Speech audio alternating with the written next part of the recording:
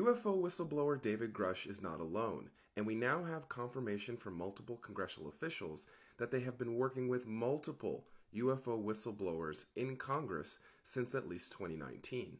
As many of us already know, David Grusch is the recent senior intelligence officer who has come forward with allegations that the U.S. government is in possession of multiple intact and partially intact spacecraft of non-human origin. If you've been following my channel, and in particular if you've watched my series UFOs Why Now, this won't be news to you, but we do have two recent on-the-record statements, one from Senator Marco Rubio, one from Representative Mike Gallagher, addressing the multiple whistleblowers that have been coming forth to Congress. So let's take a look at that with some brief insights on the other side. Well, I think more importantly, the Inspector General has referred it to Congress. We have a law for whistleblowers. So they go to the Inspector General of the intelligence community, and then they have an obligation. If they find it to be an urgent concern, credible and urgent concern, their job is to refer it to Congress, and they have done so. There are one or two things here are true. Either what he is saying is partially true or entirely true, or we have some really smart, educated people with high clearances and very important positions in our government who are crazy and are leading us on a goose chase. We have a process where you can talk to Congress or you can talk to Arrow and say, hey, I saw this, I saw that, I was part of this program. And so that was a monumental piece of legislation. And what's happened since we passed that is all sorts of How many are coming out of the woodwork.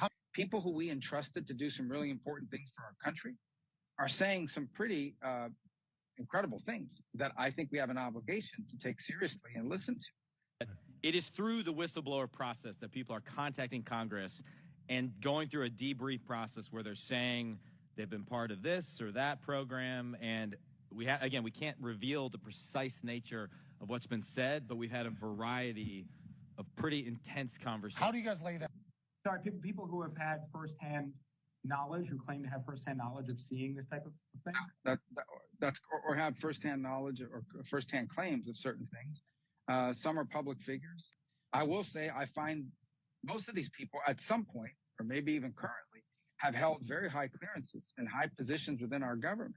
So you do ask yourself, like, what incentive would so many people with that kind of qualification, these are serious people, have to come forward and make something up? We've heard from people that are both in the service of our government and some who used to serve in the past, and some of whom are publicly out there saying these things, sort of saying to us what you've seen out there in the public record, whether it's about legacy programs or about current events and things that are going on at this moment. And there's still a lot of people that I think are starting to edge towards coming forward, and we hear maybe coming forward, but are still trying to see how it plays out for the people that came forward first. Super interesting comments from both Rubio and Gallagher, who have both been following this issue closely and seriously, but on separate tracks, one in the House and one in the Senate. So as we've talked about previously, the Congress has been working towards UFO disclosure for several years now, with legislation in 2021 and 2022 in the NDAA, the National Defense Authorization Act, and the IAA, the Intelligence Authorization Act. That legislation was a direct result of conversations that Congress was having with whistleblowers in classified briefings starting in 2019. The key insight that's important for all of us to double click on from Rubio and Gallagher's comments is the distributed and decentralized nature of these whistleblower allegations. Understandably, much of the coverage that we're seeing in the media and from other creators so far are purely focused on the allegations coming personally from David Grusch. Now, this is understandable because he's the first of this set of whistleblowers to come forth publicly, but he is not the only one.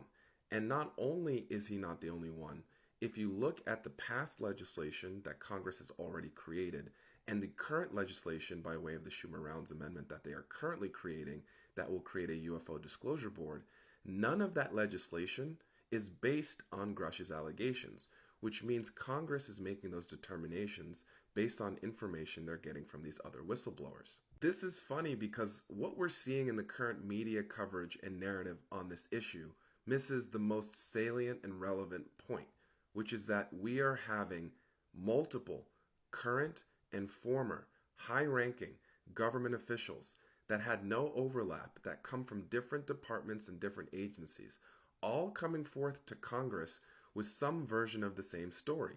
There is this covert crash retrieval and reverse engineering program for non-human spacecraft. And it has nothing to do with David Grusch as a sole whistleblower sticking his neck out on his own. But wait, why are only Republicans talking about this? Jared Moskowitz, Democrat House Representative from Parkland, Florida, tweeted this a few weeks ago. Disclosure is coming. He also tweeted his support for Select Committee on UAP in the House alongside his Republican colleagues Tim Burchett and Anna Paulina Luna. Also, Senate Majority Leader and Democrat Chuck Schumer decided to tweet out what he felt were the three biggest priorities in this year's NDAA: AI, China, and UAP. I wonder what his 3.4 million followers think about that. Even AOC is on board. So let me start off this whole UAP discussion by just stating the obvious, which is that people don't trust the government. And why would you? I mean, a lot of our budget is like 5 defense contractors in a trench coat asking for $1 trillion.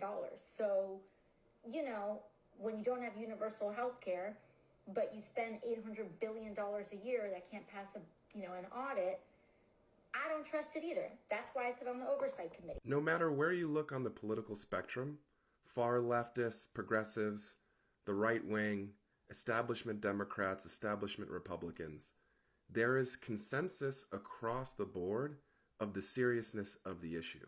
What we are seeing transpire in Congress right now as it relates to the UAP topic is truly unique and has no historical precedent. So I encourage all of us, as people rush to come up with the answer, to simply start with the position of, I don't know.